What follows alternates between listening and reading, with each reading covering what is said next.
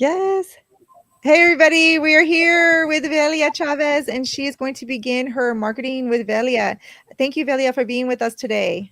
Well, thank you for the invitation. It's an honor for me to be here this evening. Perfect. We're ready to go. Thank you. Good evening, everyone. My name is Velia Chavez, and I'm excited to be here today and to be able to share my experience with marketing and share a little bit of my journey. As I was preparing for today's presentation, I wanted to try to bring the most value that I could. And the best way I can share is through my own personal journey. Just for those of you who don't know me, I wanted to share a little bit about my background. And so, a little bit about my background is I have over 20 years experience in the marketing field. I am a business owner, but I graduated from Rockhurst in 2005 with my degree in communications, Bachelor of Science. And from there, I went on to work in radio, TV. At one point in time, I published my own magazine. And I currently, in addition to having my own business, I also work for Univision Kansas City. So I've kind of had a little bit of privilege on that side where I've had inside knowledge on how to market a business, specifically because I've had the opportunity to help a lot of businesses in Kansas City market grow and help them through some of the local media outlets. So I've been able to use those experiences to apply to my own business to help it grow over the years. Some of the things that I wanted to go over with you guys today are things that I think are important, especially as a small business. I'm assuming everyone here is probably in the early stages of a micro business, a small business, someone who's barely starting out, and you're looking for ways to grow. So I want to go over things that are going to be very important for you to consider as you want to grow your business. And one of the first things to really think about is who is your avatar, who's your perfect customer, who do you serve, who do you cater to, and how do you reach that person? Knowing who your customer is, you'll know how to reach to them. Everybody nowadays, marketing is so diluted compared to what we had back in the day. Back then, we had cable TV, we had local TV stations, and that was pretty much it. Nowadays, we have over the air TV. We also have streaming services. We have social media platforms. We have MySpace, Facebook, Instagram, Snapchat, X, YouTube, TikTok. There's so many options that nowadays you really, really, really have to find ways to stand out. But at the same time, that gives you an advantage because it could be a lot cheaper to get exposure than it was 5, 10, 15 years ago. In addition to talking about who your avatar is, I also want you to consider what type of marketing you want to do or do you need. There's two types of marketing. There's more, but the two I want to focus on today specifically are call to action versus branding. And they're both just as equally important. And you need to understand how to apply each of these throughout the journey of growing your business. The other thing that's important is, do you want to use traditional marketing or do you want to use digital marketing to evolve into a new era of marketing? And also budget. Budget is very important. A lot of small businesses, when we're working with a limited type budget, we kind of tend to put the marketing budget on the back burner. However, marketing is the lifeline of your business. Without marketing, without reaching out, without exposure, it's going to be very hard to grow our businesses. And one of the last points that I also want to make is the importance of time and consistency when it comes to marketing. It Marketing is like a science, and you kind of have to do a little bit of trial and error until you find what is really working for you. And so these are kind of like the main things I want to go over, and I want to kind of simplify it. Like I said, I want to use my own journey, but I want to go over a little bit, talk a little bit about branding. Back when I started my my business. It's my business has evolved over the years. But when I first started out, it was a different era. This was actually a video that I did in 2009 that I put on YouTube, and it was very simple. Um, and something that, as I was putting this presentation together, something that I noticed myself is throughout the years, my business has evolved. I've had different things that I've incorporated into my business. Some things work better than others. Some things, times have changed and things have evolved. So there were things that became obsolete to my business and they were no longer profitable. So I had to change them. But one thing that has stood over time is the fact that I've tried to be consistent with my branding. So I kind of had some examples kind of showing the evolution of my marketing. My presentation is going to be a little bit non-traditional, but I kind of just wanted to share more of the befores and afters and the importance of having branding. So right here, I've had some examples of what I had in my earlier stages, 7, 8 years ago of this specific business. And right here, I have an example of a flyer that I did back in 2016, almost 9 years ago, versus a flyer I used last year. And so, even though some things on my business have changed, I've still tried to maintain kind of the same branding. I always try to make sure that my name is on there. I always try to make sure that my face is on there, and I've always tried to keep a color scheme of pink, the bright pink, the hot pink. It's kind of been a color that stands out for me, and so I kind of wanted to bring that up a little bit just throughout the years. Always had the consistency of the pink, but I'm going to backtrack a little bit now. Um, So going to your avatar is important depending on what you cater. In a perfect world, we want everyone to be our customer. But the reality is not everyone's going to buy our product. Not everybody needs our product. Not everybody wants our problem, and it doesn't solve a problem for everybody. So who is your customer? Who do you want to cater to them? Is it men? Is it women? Is it both? Is it gender neutral? Is it a certain age group? Do you target teenagers? Do you target young adults in their 20s, early 20s? Do you target middle-aged families? Someone in their 30s, someone in their 40s, someone in their 50s. What is your product and who is it for? Um, Thirdly, you also want to know the price point of your product. How much does your product cost? How much do you sell it for? How much can you sell it for? And who can afford it? Can everybody afford your product, or is it for an exclusive group of people that have a certain spending power that can purchase your product? Is it really a need-based product? Is it a service that people need, or is it a product that people want?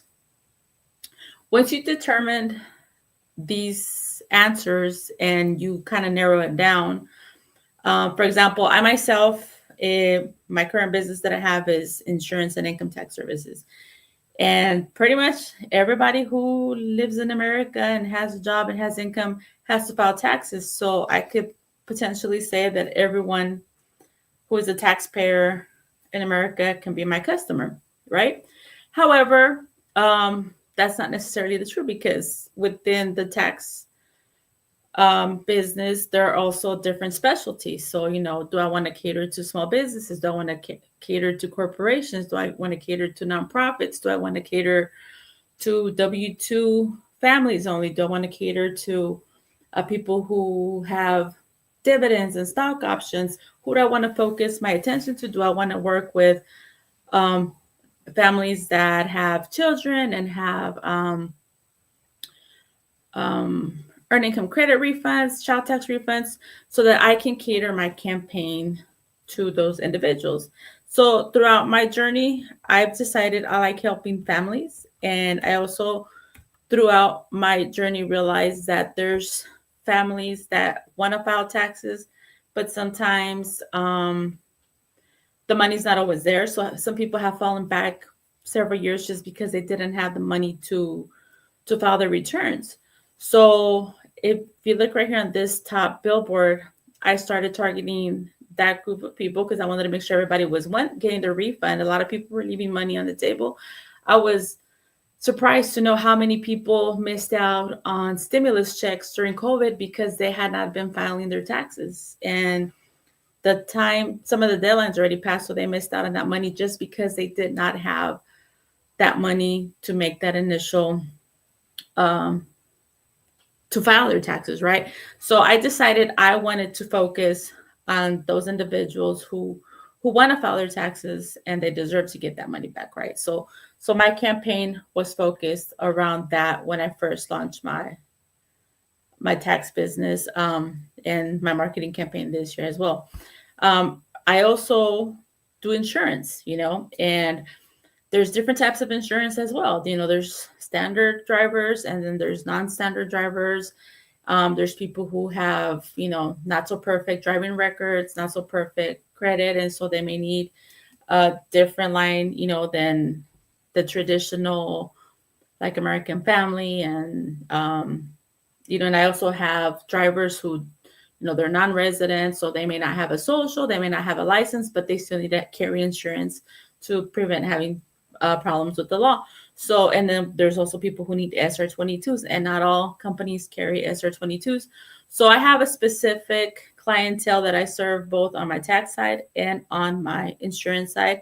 And so I also had to learn what is my target area? Like, where do I find these families that have limited resources and focus my campaign in those areas, right? So my billboards right now are specifically around a perimeter in the zip code that, one, my business is in that zip code, and two, all these families that fit my avatar are within this area. So that's one of the reasons why it's important to know who your avatar is. I'm going to go back a little bit again because I'm going to go back and forth.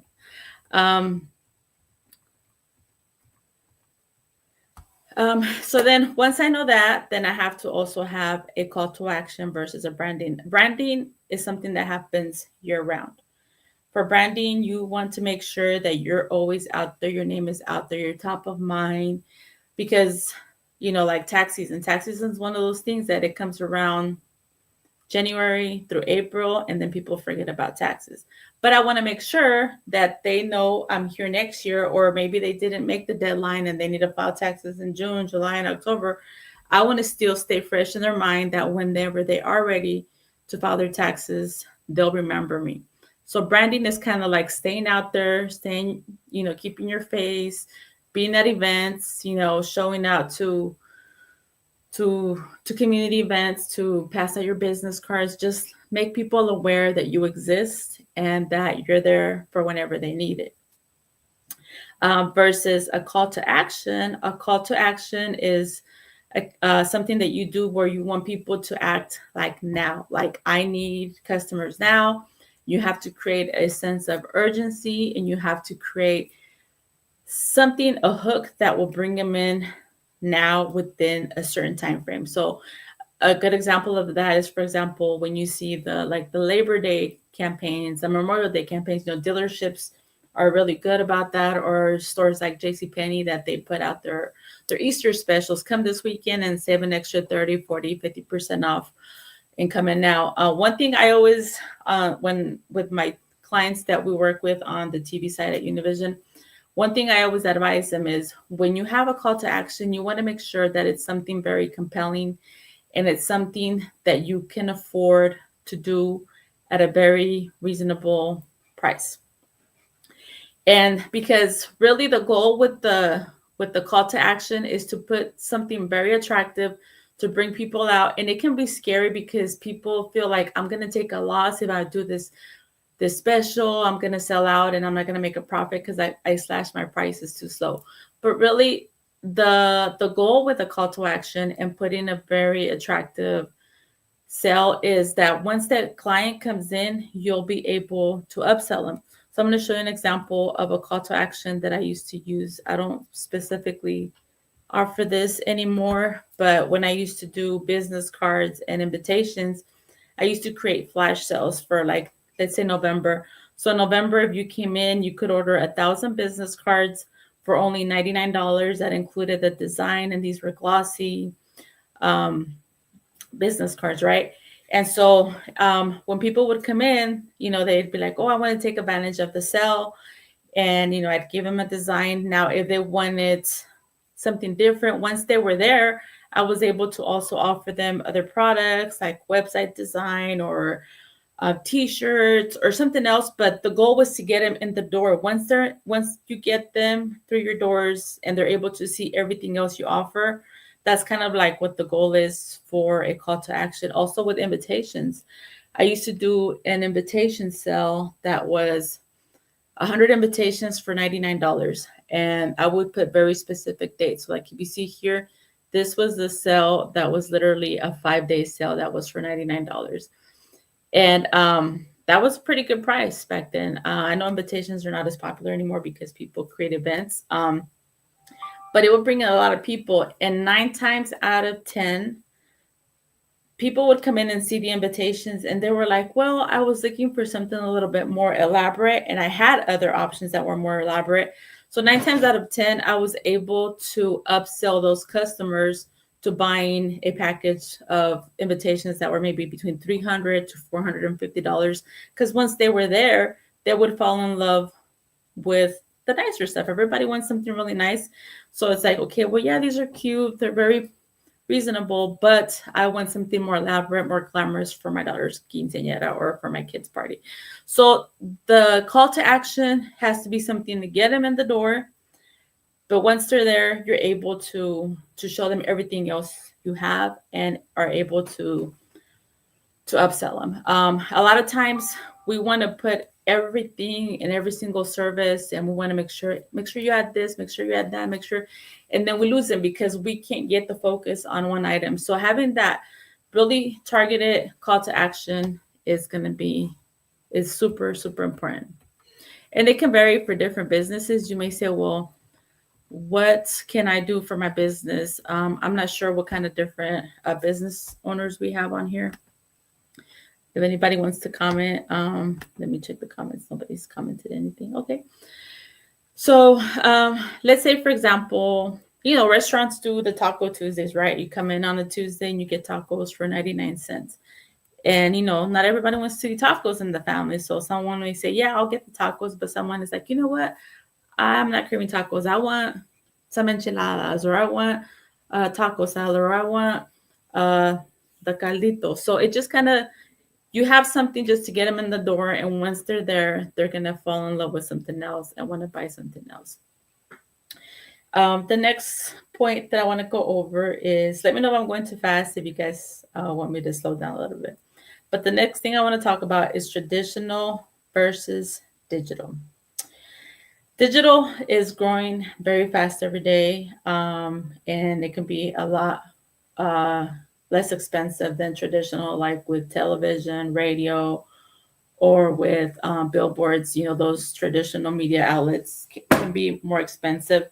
However, they are an option that will help grow your business on a different level than digital. I'm an advocate about digital as well. I'm a digital person. I know there's a lot of customers there as well. But social media also has a lot of disadvantages. And I'm still a firm believer that you get what you pay for. So if your campaign is under not too expensive and you're not paying a lot, you're probably not going to get the best results. I think social media lends itself to unwanted business. And I say that because I've spent money like on Facebook ads, Instagram ads, and it's almost like I paid to place an ad on Tinder or, where I'm getting the wrong kind of attention. And, I end up getting attention that I didn't want, and attention that makes me feel unsafe. And I'm like, I hope this person doesn't know where my business is, and I don't want them to come. So digital has still some kind of, sticky situations to deal with, especially um, because, there's people behind those screens on the other end that we really don't know who they are. And there's also a lot of window shoppers. So I see it over and over again where people say, I had so many people reach out to me on social media and they placed orders, but they didn't come in. And so, yeah, you get a quantity, but are you really getting quality? And traditional media, it may not bring you 100 messages to your inbox, but it gives your business a different type of credibility. It makes people see your business like, oh, this is a real business. It's not just a hobby. It's not just a side hustle. It's a legit business because they're on a media outlet that's trusted, that people go to for their news, for their weather. And so it gives your business a different type of sophistication when you advertise in a traditional media outlet. And so if you have someone that walks in the door, because they're not going to message you, they're either going to pick up the phone and call you, they're going to start following you on your social media, they're going to go to your website, or they're going to walk in the door. And when they follow you because they saw you like on TV or heard you on radio, it's because they truly have an interest in what you're selling, right? And if they follow you, they call you, and then they come in, chances are, once they're in the door, chances are that there's a 90% chance they're going to consume. Versus digital or social media marketing, you can get 100 messages and maybe 10, 20% of those will actually be real, legit customers who, who will, turn a profit for you.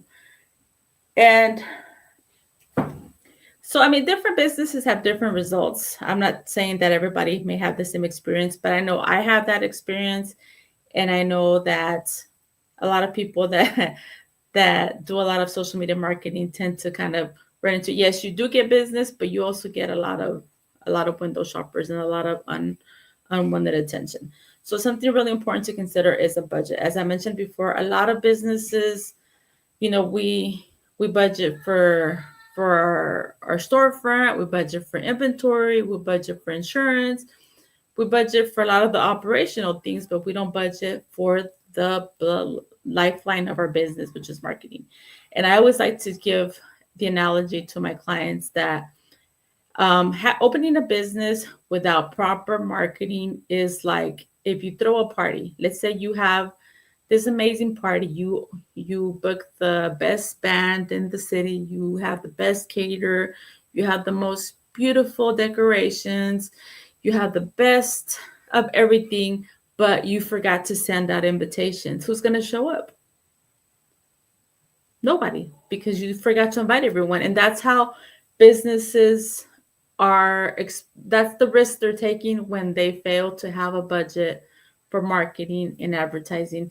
You have to take marketing just as serious as you take paying the rent for your location, for your retail space, because that's what's going to keep people coming in and out.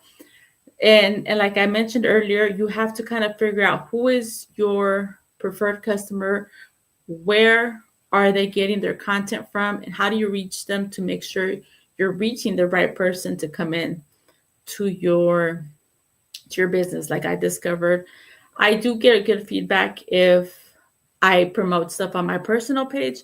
I have a good circle of a good sphere of influence where I have a lot of friends and family, have good connections. So those contacts that I have on my personal page, people that I really know, yes, that's a great source of customers for me. But when I try to branch out to do the paid boost and I'm reaching a bunch of strangers, that's when it's not effective for me. So kind of figure out what is effective and what's not effective. And if you are marketing on your social media page, you have to find that right balance where people want to keep you on as a friend, where they don't feel like you're constantly selling them. I never inbox anybody. I get a lot of leads. I think about 50% of my business comes from referrals from within my personal Facebook page.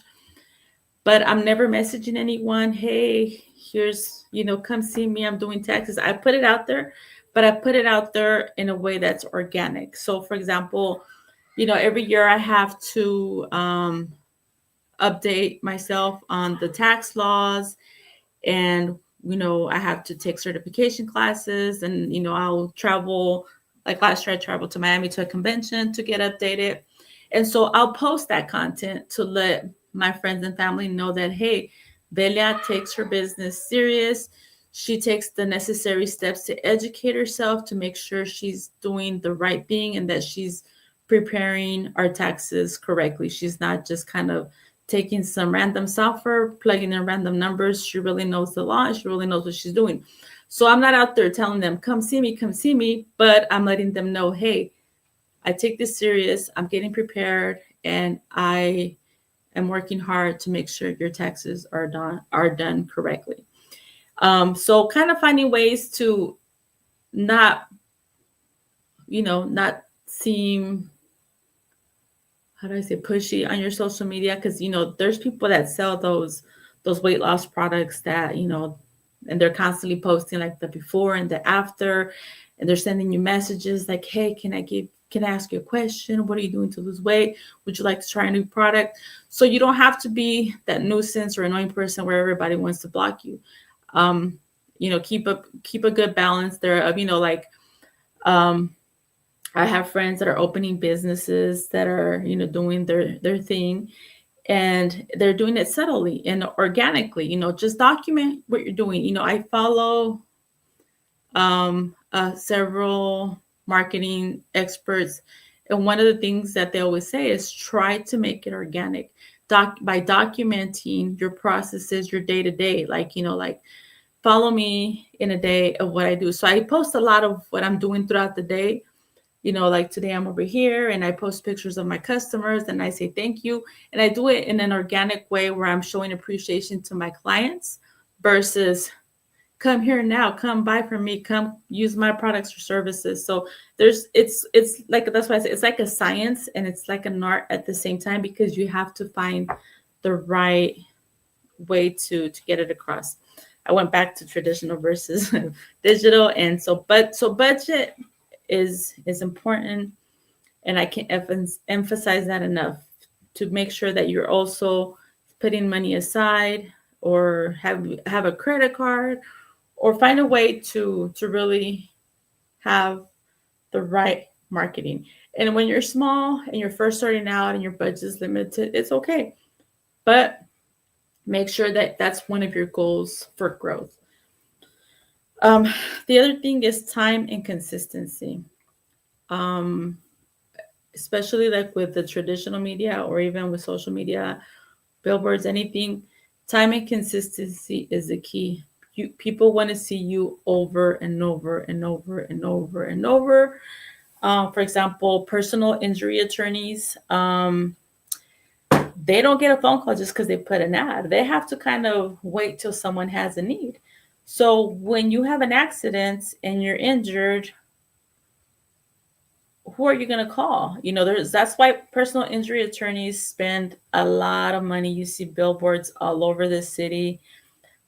That way that they're branding themselves, and that way that as soon as you have an accident and it's time to call, you already have. I'm sure several of you can already just think of a couple of personal injury attorneys that come to the top of your head, just because you see them everywhere. You see them on TV, you hear them on radio, you see them on social media. They're all over the place. So they understand the importance of being consistent, because they have to wait for the opportunity of when somebody finds the need, versus a restaurant. Restaurants, people need to eat 3 times a day, every day, and everybody has to eat.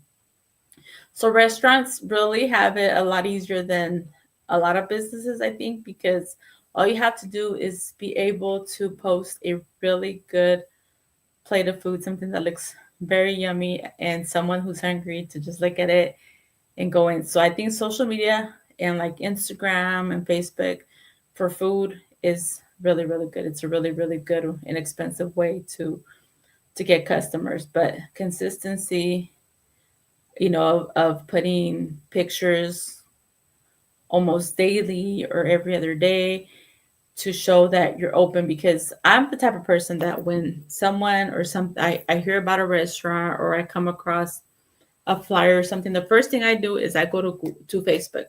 I Google on Facebook and I look up the restaurant and I look up their pictures and I look up their food. And if they haven't posted a picture in over a month, I'm like, they haven't cooked anything. So it kind of gives me the psychological effect that they haven't cooked anything today, So I'm gonna go look for something else. So for restaurants, it's super, super important to stay up to date and current and consistently post food over and over, different plates of food, and also having, great lighting. It's not, you don't necessarily have to hire a professional photographer because I know that could be expensive, but just having the right lighting, the right sunlight at the right time of day and the right angle can make a world of difference to make your food look attractive, because presentation is key. And so time and consistency, I kind of wanted to reiterate that over the years, even though my business has evolved with the services, if you notice here, I did mostly notary and I did graphic design, business cards, but I had the pink and I had my name and I had my face.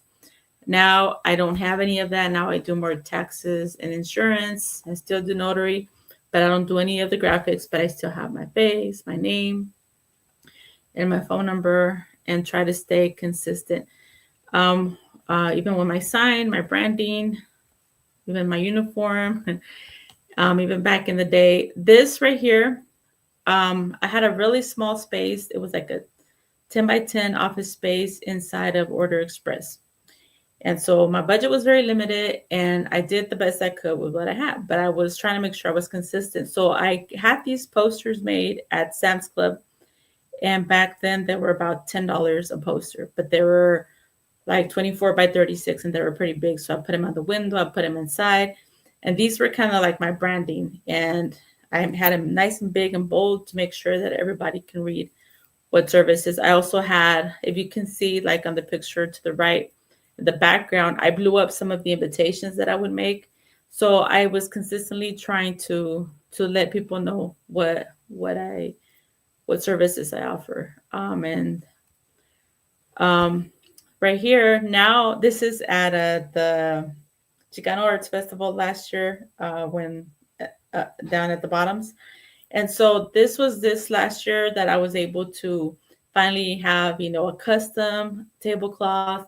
I had my team wearing hoodies with the logo, and I have consistent branding versus the one on the left that was about 8, 9 years ago. I didn't have the biggest budget, so I had literally a little small 4-foot table. I got one of those trifold poster boards that you get from Walmart, and I stuck one of my posters on it. And so the budget was limited, but I still try to be as consistent as possible. And I've maintained kind of the same branding, my name up and front, up and foremost, and the color scheme that I've always used. And one thing that I always strive is to provide my clients and my customers with excellent customer service to the best of my ability, excellent products. I always guarantee my work.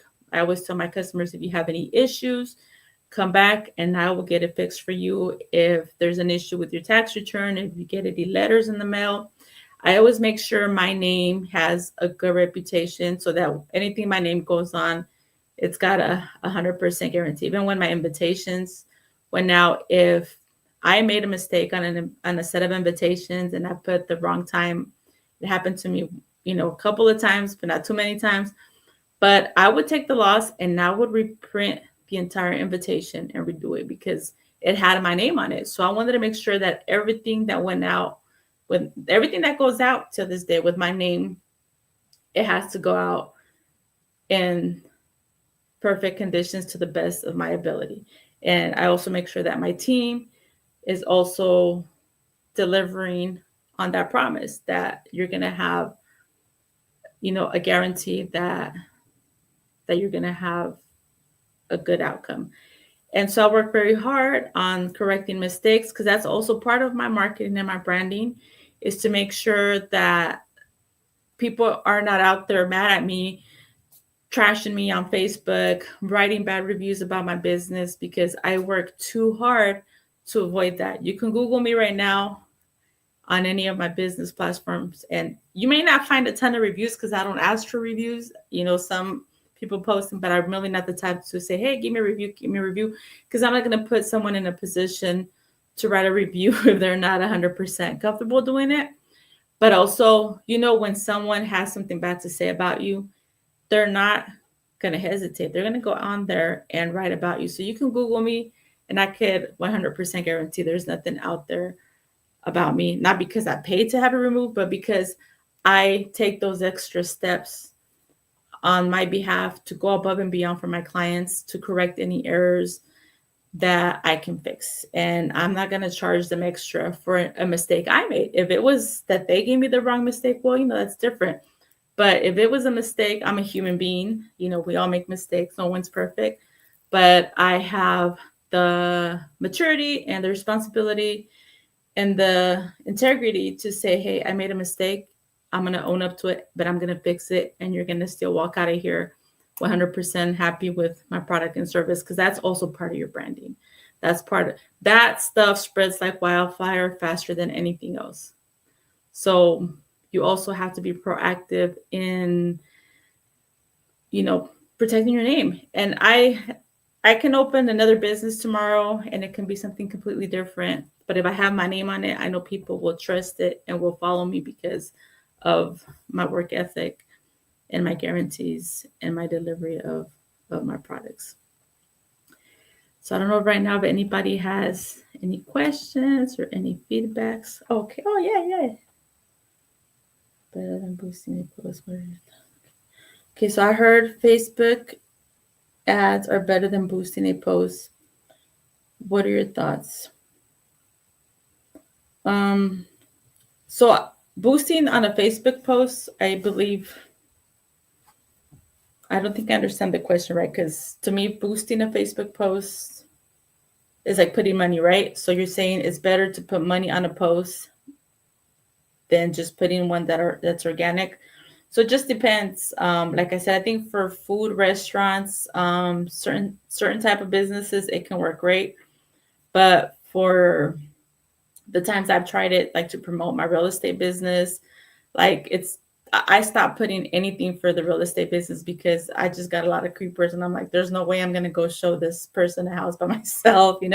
So it just kind of depends. But my luck hasn't been the best to have paid ads for the real estate side of the business.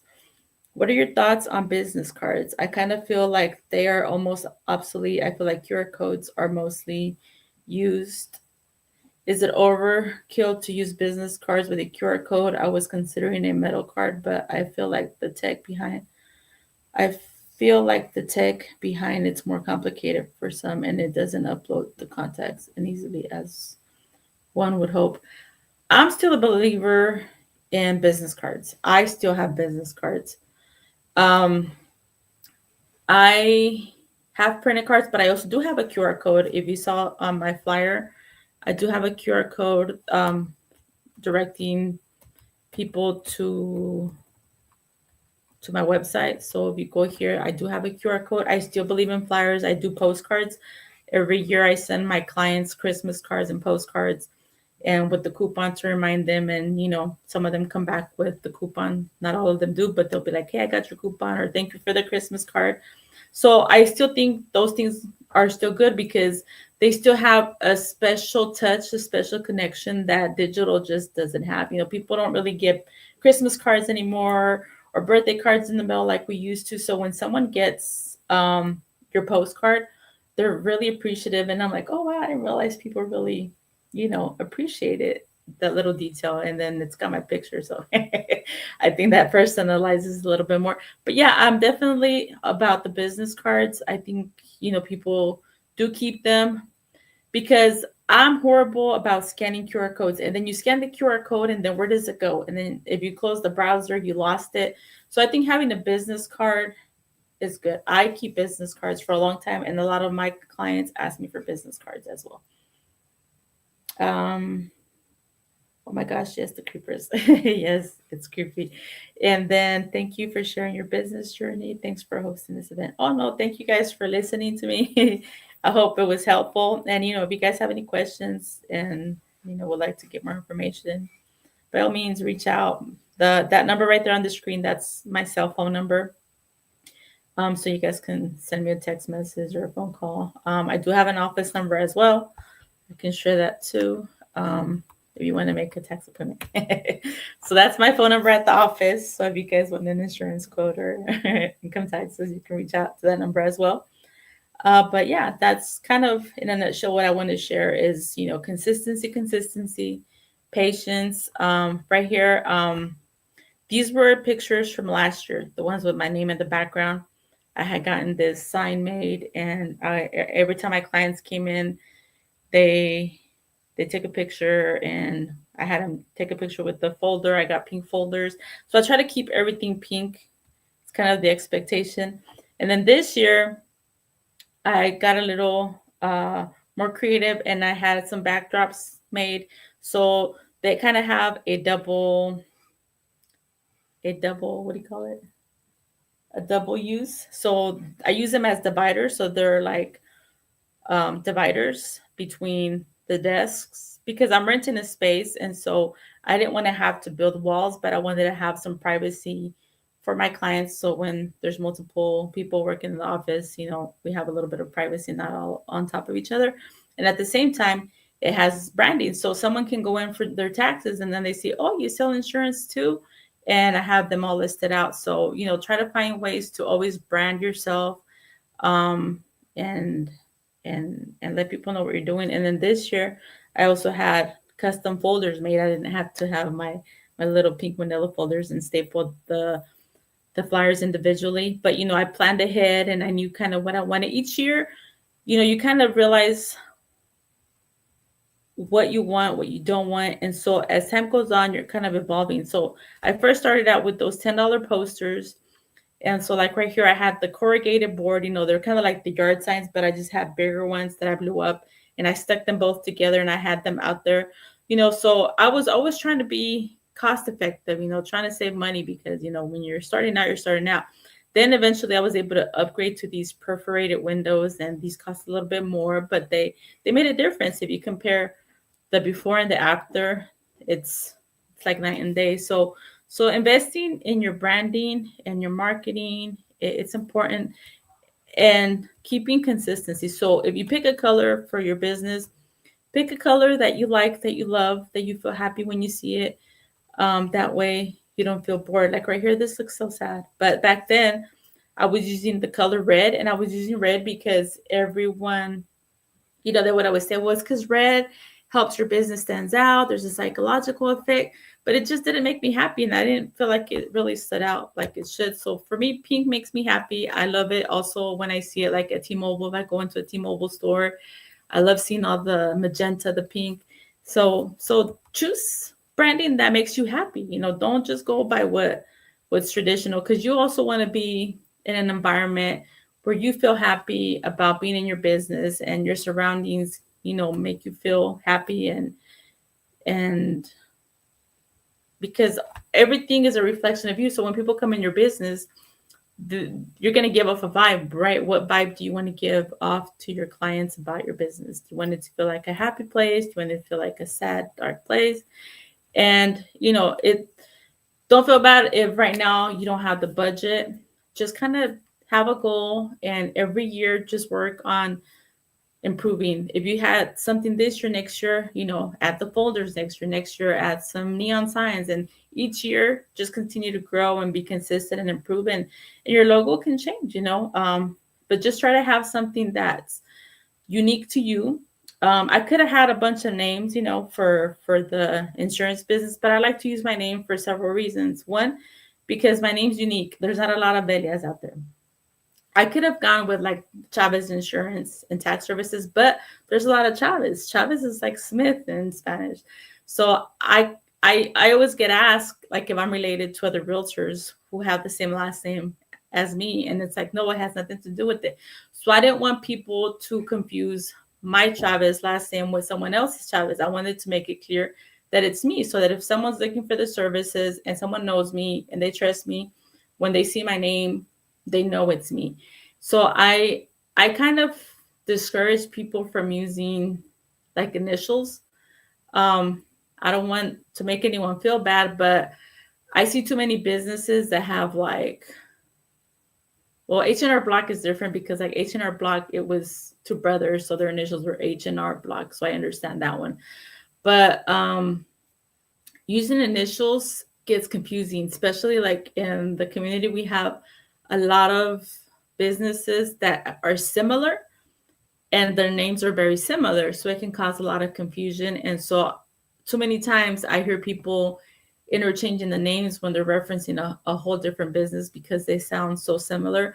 So I just recommend have a name that's as unique as possible, but that also identifies you, and build your business around your brand, around your strengths, around your community, because it's kind of like Nike, right? Nike, I guess, started out with shoes, and everybody knew they had good quality shoes, so everybody buys the shoes.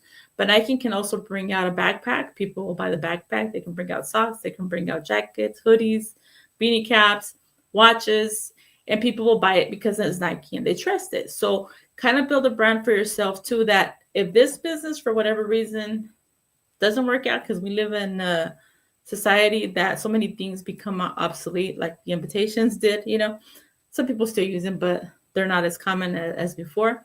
Still find ways that you can still continue to be a business person, and continue to grow or evolve without having to constantly change your name. Oh, so now I'm going to be called Sweets and Treats, and next week I'm going to be called, something else based on the business. Name your business off of you, the brand, because at the end of the day, people buy from you because they trust you, because they like you. Especially like in real estate, people use you to buy houses because they trust you. They don't care who your broker is. They care about you, about how you show commitment, and how you're willing to help them buy their dream home. And when they're buying a house, it's like one of the biggest purchases a family makes. So when they're choosing you because they trust you. So I kind of recommend, trying to have something that identifies your brand in general. So regardless of whatever business you're in, you're always going to be trusted. Let me see. Is there any other questions or comments? Multi-purpose. Great information. Thank you. No, thank you. Hi, Yvette. Thank you. Jennifer, thank you. You're welcome. Thank you, Jennifer.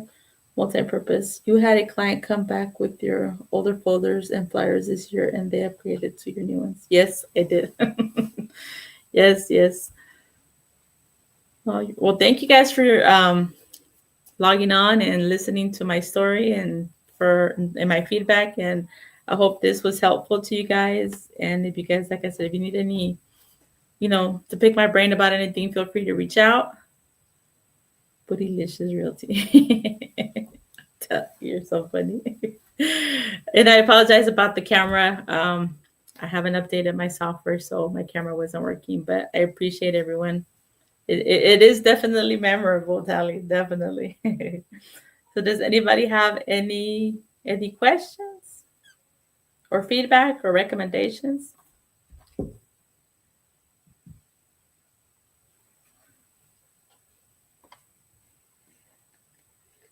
Well, thank you all so much. I appreciate your time, and I look forward to being able to participate in the future if Deanna and the FUERZA entrepreneurship team will have me again. Thank you, Velia. Thank you back, guys. Break it down.